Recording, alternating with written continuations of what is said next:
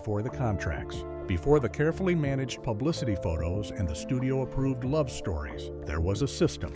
And that system had one job: protect the product. What you are about to hear is not gossip. These are documented accounts and on-record testimonies from the people who lived through it. 12 names, 12 cases, all from the era Hollywood still sells you as its golden age. If you're new here, this channel covers the real history of old Hollywood, the stories the studios spent millions burying. Hit subscribe now so you don't miss what's coming next. Let's get into it. Harry Cohn. Harry Cohn ran Columbia Pictures like a feudal state, and he engineered his office to prove it. His disc was raised higher than the chairs in front of it, a power trick he reportedly copied after visiting Benito Mussolini in 1933. Visitors waited outside until Cohn decided they'd waited long enough, then were brought in to sit lower than him, beneath his wall of Oscars, and be cursed at. With women, the documented pattern was worse. Ginger Rogers said Cohn chased all the girls around the desk at Columbia. Arthur became so frightened and furious at one point that she considered shooting him. Instead, she walked the back lot for 3 hours and decided to quit. Rita Hayworth refused his advances, and the professional fallout lasted years. During the filming of The Loves of Carmen in 1948, a maid reportedly stood watch at her dressing room door, while a hidden microphone picked up her private conversations. Kim Novak met the same pattern. After she refused Cohn's advances, he had her watched. When she began seeing Sammy Davis Jr. in 1957, Cohn erupted. The surveillance, the intimidation, the career consequences, all of it was part of how he ran the studio. 2. Lawrence Tierney. Lawrence Tierney was a character actor best known for playing tough men on screen. During the filming of Dillinger, actress Ann Jeffries later said Tierney threatened to throw her down a flight of stairs. Jeffries said he was manageable when sober. After one drink, she said, he became a wild man. By the late 1940s, that was no longer a description, it was a police record. Between 1944 and 1951, Tierney was arrested repeatedly for drunken brawls. He tore a public telephone off a wall, he hit a waiter in the face with a sugar bowl. He assaulted a cab driver. The headlines became their own ongoing story: drunk charge, jail, court warning, jail again. In New York, the arrests continued. Bar fights, accusations of resisting arrest, assaulting police officers. Age did not slow him down. In 1973, he was stabbed in a fight outside a Manhattan bar near the cheap hotel where he was living. 2 years later, police questioned and then released him after a 24-year-old woman fell from a 4th-floor apartment window. Tierney told officers he had just arrived when she, in his words, just went out the window. Even on Reservoir Dogs in 1992, he fought with Quentin Tarantino and had to be physically separated by Tim Roth. The only reason he kept the role was that the film's budget was too low to recast him. 3. Darryl F. Zanuck. Darryl F. ran 20th Century Fox, and by the 1930s he had established what people on the lot quietly called the 4 o'clock girls. Late-day office calls, usually young actresses, starlets, or chorus girls. Zanuck was remembered by multiple women for exposing himself. Betty Grable, who had enough standing to respond, reportedly looked at him after one such incident and said, "That's beautiful. You can put it away now." Then she left. Bella Darby became the clearest documented case of how Zanuck combined sex, career advancement, and humiliation. He met her through his wife Virginia, turned her into an affair, gave her a Fox contract, pushed her into major pictures, and built her screen name out of his own marriage: Dar from Darryl, Vi from Virginia. When the affair collapsed, Virginia packed his bags. The manufacture career ended with it. In 1956, Zanuck left day-to-day control at Fox, left Virginia, and moved to Paris to produce independently. Jill was 19 when she became his mistress. Her only starring film, Hello Goodbye, was conceived and written by him. After Zanuck died, Jill filed a $15 million claim against his estate, alleging she had been deliberately cut from his final will. 4. Wallace Beery was sold to audiences as a lovable brute, the big man who could intimidate on screen and still earn forgiveness. Gloria Swanson remembered something different. On March 27, 1916, her 17th birthday, she married Beery, who was approximately 30 years old. In her autobiography, she wrote that he came home drunk on their wedding night and forced himself on her. When she became pregnant, Beery handed her medication and told her it was for morning sickness. After taking it, she lost the pregnancy and was taken to a hospital, unconscious. Swanson filed for divorce in 1917. It was finalized December 12, 1918. On set, the same coldness carried over to anyone with less power than him. Jackie Cooper, still a child when he worked with Beery, later described him as a bitter disappointment and said Beery actively tried to steal scenes from him. A grown man competing with a boy. Cooper recalled throwing his arms around Beery after an emotional scene. Once the cameras stopped, Beery pushed him away. MGM knew exactly what kind of man it employed. Mickey Rooney later wrote that studio publicity chief Howard Strickling complained directly to Louis B. Mayer about Beery stealing props and creating constant disruptions. Mayer's reported response was blunt. Beery was a son of a bitch, but he was MGM's son of a bitch. Margaret O'Brien later said crew members had to physically protect her from Beery's constant pinching when she worked with him as a child. 5. Alfred Hitchcock. Alfred Hitchcock's control extended well beyond the frame. On the 39 steps, he handcuffed Robert Donat and Madeleine Carroll together on the first day of filming, then claimed he had lost the key. The key had been left with a studio guard the entire time. By late afternoon, both actors were tired, angry, embarrassed, and still chained together. His cruelty had a consistent shape. Find a weakness, then apply pressure to it. Elsie Randolph told him she was afraid of fire. Hitchcock later had her locked inside a telephone booth while smoke was pumped in around her. With Tippi Hedren, the control became sustained and personal. He signed her, controlled her image, isolated her on set, and positioned her dressing room directly next to his office. Hedren later said he made unwanted advances, turned hostile when she rejected him, and threatened to destroy her career. The professional punishment was methodical. On The Birds, Hedren endured days of filming with live birds during the attic attack sequence, a scene that left her physically battered. After Marnie, Hitchcock kept her under personal contract and blocked her from working anywhere else. Her summary, later quoted by CBS, was direct. He ruined her career, but not her life. 6. Spencer Tracy. Spencer Tracy's early years in New York were marked by heavy drinking, brothel visits, and friends carrying him home at dawn to the apartment he shared with his wife Louise and their young son. The most disturbing early account placed him at a bordello called Laos after a drunken night that ended with a woman badly beaten. In Hollywood, the pattern continued. In 1934, during Marie Galante, Tracy disappeared from the production for 2 weeks and was eventually found in a hotel room barely functional from a sustained binge. Fox removed him from the payroll and sued him for between $100,000 and $125,000 for production delays. At MGM, the drinking kept escalating into crises. Tracy was capable of locking himself in hotel rooms with Irish whiskey, drinking in bathtubs for days, starting brawls, and ending up in jail. Loretta Young called him awful when he drank. Mayer himself said days of drinking made Tracy belligerent. Sober, he was devoted to his brother Carol. Drunk, he once attempted to throw Carol out of a window. Katharine Hepburn became his lover, his nurse, and the person standing guard at his door. At the Beverly Hills Hotel, Tracy could lock himself in during a binge and refuse all contact. Hepburn sometimes waited in the corridor outside, afraid of what silence in the room might mean. During one drunken episode, Tracy struck her across the face.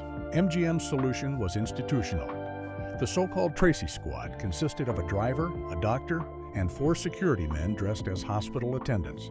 When Tracy disappeared, caused trouble, or needed to be extracted before the press arrived, the studio sent the squad. 7. Marlon Brando, Rita Moreno.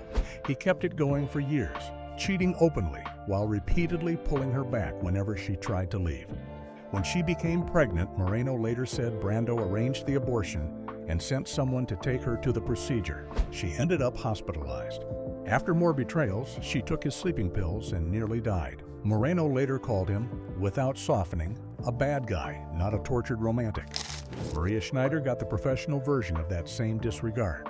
She was 19 on the set of Last Tango in Paris. Brando was 48. For the film's most infamous scene, Brando and director Bernardo Bertolucci decided on a specific degrading detail without informing Schneider beforehand. The act was simulated, but Schneider later said she felt genuinely humiliated and violated. Bertolucci later admitted publicly that he and Brando deliberately withheld the information because they wanted her real reaction as a girl, not as an actress. On sets where Brando simply disliked a director, he turned contempt into sabotage. On Desiree, he despised director Henry Koster and responded by deliberately forgetting his lines, deploying a bizarre fake accent during takes, and spraying extras with a fire hose. Producer Julian Blaustein finally threatened to remove him from the picture. Decades later, nothing had changed. On the score, Brando clashed openly with director Frank Oz, mocked him as Miss Piggy, and refused to work if Oz was physically present on set. Robert De Niro had to function as an on-set mediator while Oz watched the filming from an external monitor and passed directions through him. 8. Louis B. Mayer. Mayer liked being referred to as the father of MGM. The reality of what that fatherhood meant depended on who you were in the system. Judy Garland entered MGM as a teenager. Mayer called her "my little hunchback." The studio's obsession with her weight was continuous and clinical. She was kept on a diet of chicken soup, black coffee, cigarettes, and appetite-suppressing pills while she was still a child star. Garland later described sessions in Mayer's office where he sat her on his lap, put his hands on her chest, and told her she sang from the heart. When she finally told him never to do it again, he did not apologize. He cried and repositioned himself as the person who had been wronged. Jean Howard got another version of Mayer. He chased her around a room. She refused him and married agent Charles K. Feldman.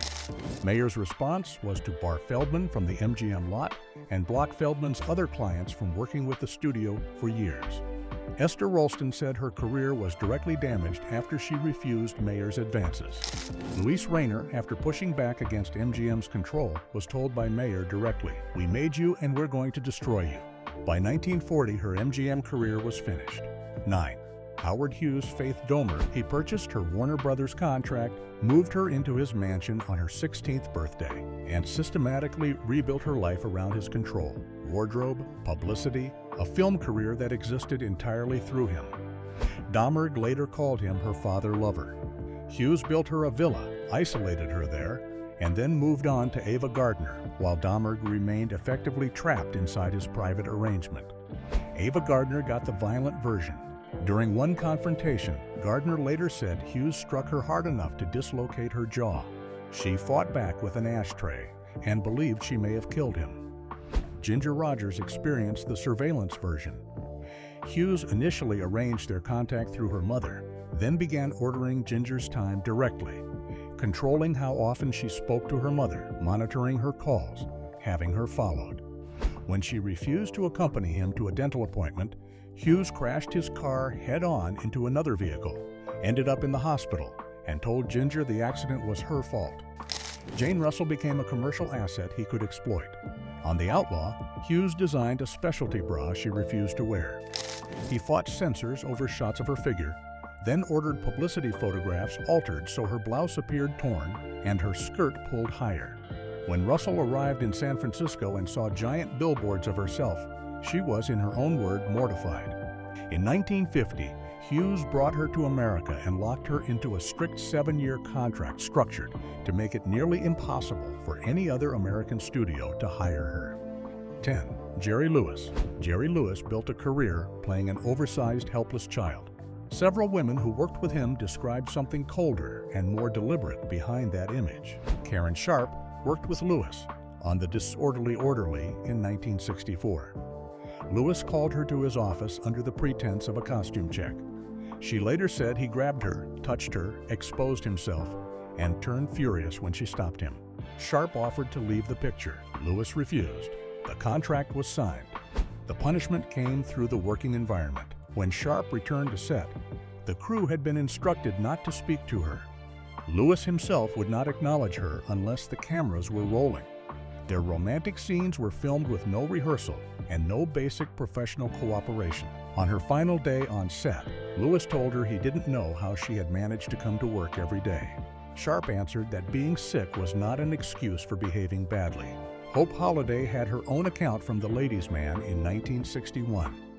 Lewis invited her into his dressing room, steered the conversation into sexual territory, then exposed himself and performed a sexual act in front of her. The following day, Holliday had to film a scene in which she slapped him. She hit him hard. Lewis stopped production, accused her of doing it deliberately, and never spoke to her again. Renee Taylor said Lewis made her feel cornered during a meeting in his office. Anna Maria Alberghetti said he kept pursuing her sexually while they worked together. Jill Saint. John later described Who's Minding the Store as an unhappy and disappointing experience, adding, carefully, that a good time was not had by all. 11. Frank Sinatra. Frank Sinatra's voice communicated tenderness with apparent effortlessness. His temper off-camera operated differently. In 1947, after columnist Lee Mortimer published a piece about Sinatra's alleged connections to organized crime, Sinatra struck him outside Ciro's nightclub. The case settled out of court for a reported $25,000. During filming of Meet Danny Wilson, Shelley Winters later described Sinatra as impossible to work with, consumed by his Ava Gardner chaos, and ready to explode at any minor friction. At Burbank Airport, a verbal confrontation escalated into a physical clash. Later, during a hospital scene in the same film, Sinatra changed a scripted line into a direct personal threat aimed at Winters' appearance. She threw a bedpan at him. Production shut down completely and only resumed after Nancy Sinatra personally appealed to Winters to finish the film. The most serious documented incident came at the Polo Lounge in June 1966, during a dinner celebrating Dean Martin's birthday. Frederick Wiseman, a prominent businessman, approached Sinatra's table and asked them to keep the noise down. What followed became disputed immediately. Sinatra denied any physical assault. Another account placed a boothside telephone in his hand as a weapon. What could not be walked back was the outcome. Wiseman collapsed, underwent surgery for a skull fracture, and remained in a coma in serious condition. 12. Otto Preminger did not need a private office to break people. His film sets were sufficient. Jane Seberg was 17 years old when Preminger selected her from an open search in Iowa and cast her as Joan of Arc in St. Joan. He screamed at her until she cried repeatedly in front of entire crews. During the burning at the stake sequence, Seberg was tied to the stake when the pyre actually caught fire. She later described Preminger as the most charming dinner guest imaginable and the world's most sadistic film director. Both things, she said, were true. Linda Darnell received the same treatment on Forever Amber. Preminger screamed at her almost daily throughout the production. Between the extended hours, forced dieting, and his relentless verbal attacks, Darnell collapsed on set, and a doctor ordered her to take 10 days off. On Angel Face, Preminger pushed Robert Mitchum through repeated takes of a scene requiring him to slap Gene Simmons. Mitchum, a man not easily rattled, eventually turned and delivered the same kind of slap directly to Preminger. Tom Tryon was the most documented casualty. On The Cardinal, Preminger screamed at him continuously, deliberately zoomed cameras in on his visibly shaking hands during takes, and fired and rehired him in a sustained campaign of psychological pressure. These are not legends. These are documented records from autobiographies, court cases, on-the-record interviews, and the accounts of people who spent years, sometimes decades, deciding whether to speak at all. Old Hollywood built a machine to protect its investments. What you just heard is what that machine was protecting. If this is the kind of history you want to know, the full record, not the curated version, subscribe to this channel. Every week we go back into the archive and pull out what the studio system buried. Leave a comment. Which of these cases did you not know before today? And share this with anyone who still thinks the Golden Age was simply golden.